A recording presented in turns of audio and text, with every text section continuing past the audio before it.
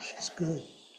Whatever paths we choose to follow in life, if we expect to approach them seriously, it is wise, if not essential, to first look inwards, to examine ourselves, our motives, our purposes, our ways of being, and our own goals.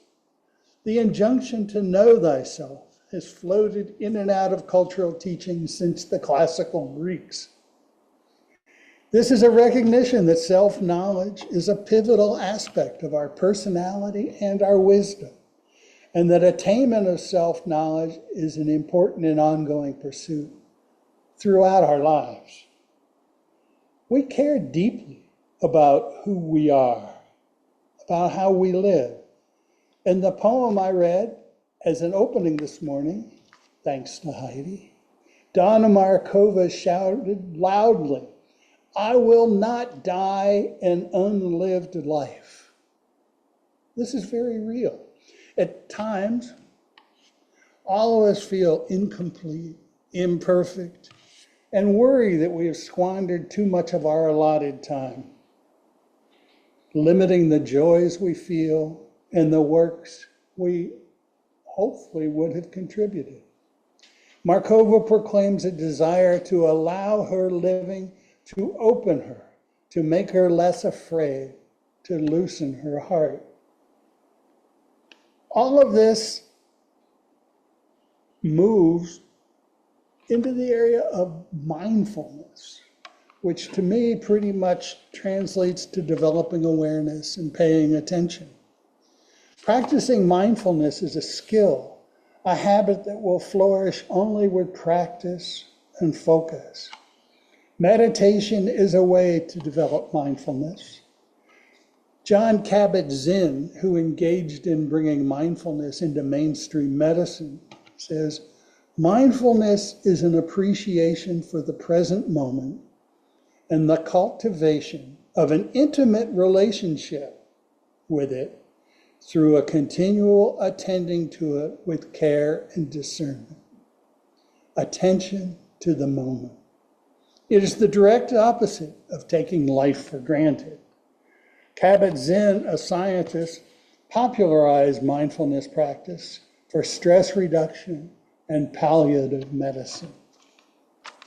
Thich Nhat Hanh, the Buddhist teacher, observed, in us there is a river of feeling in which every drop of water is a different feeling, and each feeling relies on all of the others for its existence. To observe it, we just sit on the bank and identify each feeling as it surfaces, flows by, and disappears. We all know this river. So many feelings constantly bubbling up, competing with one another, rendering concentration and clear thought difficult. So much noise in our heads. What was, what might be, what is, and all of the many strands of our lives. Our fears, our desires, the complications. Some call this monkey mind, where the chatter prevents us from hearing or discerning much of anything with clarity.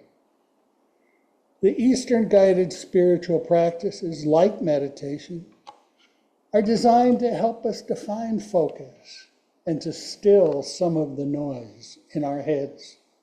By sitting still, managing our breathing, and attending to our bodies as we let go, we can learn to still the monkey mind and come into closer contact with our feelings and thoughts as they pass. In meditation, we try not to cling to each feeling. We neither accept or reject them, but just acknowledge them as they pass, as a form of letting go. The goal is not to reach a place of nothingness, but rather to reach a place of realization and eventual understanding. Learning to see our feelings is to come to know ourselves. Only then can we try to face and transform our unpleasant aspects, not in anger or frustration, but with care, affection, and nonviolence. At least that's how I sort of understand how this stuff works. There are many ways besides meditation to approach mindfulness and self-knowledge.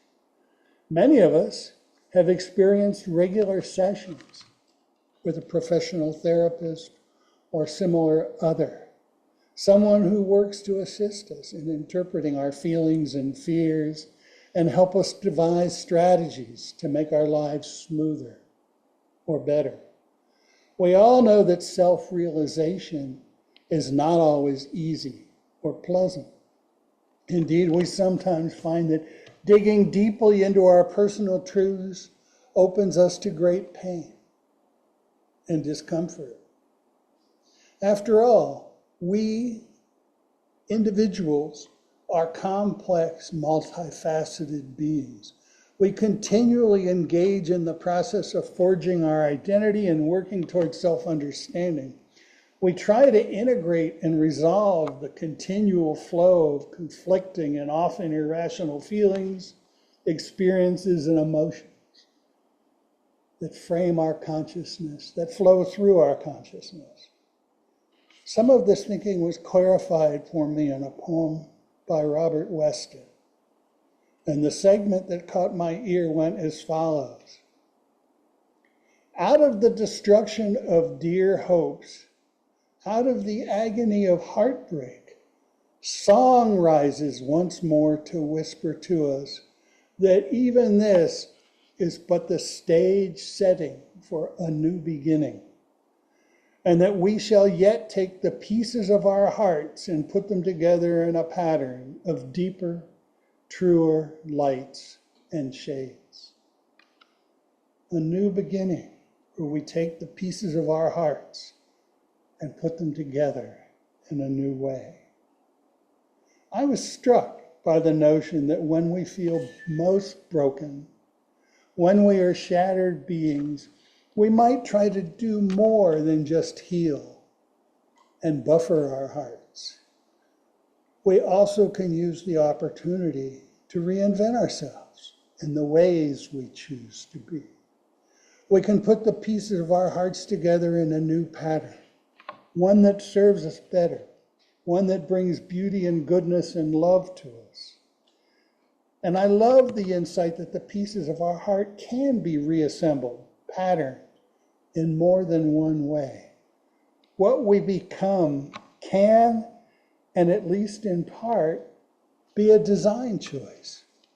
We can try to adapt to the new ways we are seeing things. We can adjust for personal growth and change. This past decade, I just changed the size of everything. This past decade has been a substantial challenge for all of us, and probably particularly difficult and unpleasant for a few of us. The COVID pandemic was scary, disruptive, isolating, and wrought huge costs in life and treasure and trust. And even if our experiences were not all terrible, it clearly brought major interruptions to life as we knew it before March of 2020. And then we get through that, and it was soon followed by the 2024 elections and the onset of Trump 2.0, and the real threat of an authoritarian order redefining our American democracy. These are difficult times. The pandemic made our world small and insular, while recent political realities have brought a new kind of fear and dislocation to us all. And even though we now have some good reasons to be hopeful, maybe there is a light at the end of the tunnel. Maybe not. Neither of these epidemics is truly over, and we continue to relearn what is safe and unsafe in our own ways of moving through life. I do know that our lives have changed and that we have all lost innocence over the past decade. Much of the trust that helped bring stability into our lives has eroded, and we have coped with unexpected threats to well-being. We have discovered new reasons to grieve, along with new reasons for anger. And within that, hopefully, we have also found some new reasons for joy and hope. What I see is that the reality that we move, who knows what I wrote? What I see, though, is that the reality that we move onward, the reality is that we move onward, as we must. That's what I must have been saying. And all of these setbacks and disruptions bring us an opportunity to re-envision life, to commit serious energy to unpacking what we might have learned about ourselves, to what we truly care about. That's what we need to find. Creating a new normal is a wonderful chance to retool and adjust. Maybe a little bit of tweaking is needed, maybe a full overhaul. That's for you to figure out. But to do this well, you must first honestly reflect on you and do the work needed to know you better. We each have so many aspects, so many parts, cognitive, emotional, physical. But listen to your heart, listen to your feelings, spend a little quality time with yourself.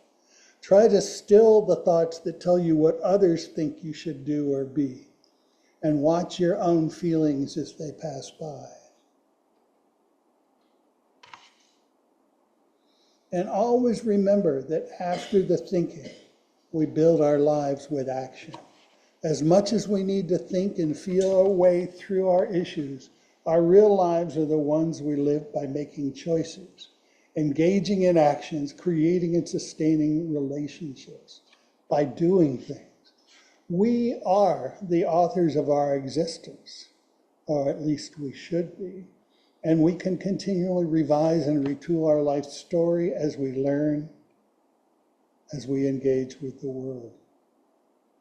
Mindfulness and self-awareness cannot fix brokenness, but they're essential to starting a process of healing and realignment towards ways of thinking that help you feed your spirit and your soul. The image that comes to mind when thinking of creating new patterns with the pieces of our hearts is the Japanese art form kintsugi, broken bowl repair. Most of you should be familiar with this by now, but in kintsugi, the artist reassembles shards of shattered pottery using visible and precious metals, gold or silver, as he rebuilds the seams. This highlights the imperfections and creates a stunning visual image as the gold shines in the cracks. At one time, this new reconstructed bowl shows us destruction, repair, rebirth, reinvention. The cracks and seams become the prominent feature of the new piece, even as it holds its original form. So my assignment for each of you is to use the time ahead of you to discover your own cracks and seams, to develop a plan for putting your shards together in a new way, and to turn the imperfections into artwork by joining the pieces together with gold.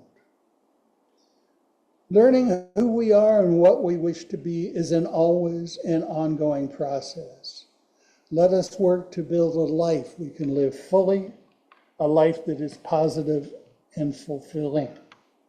Let us each try to model ourselves into our own unique and beautiful work of art. So be it, blessed be. Amen.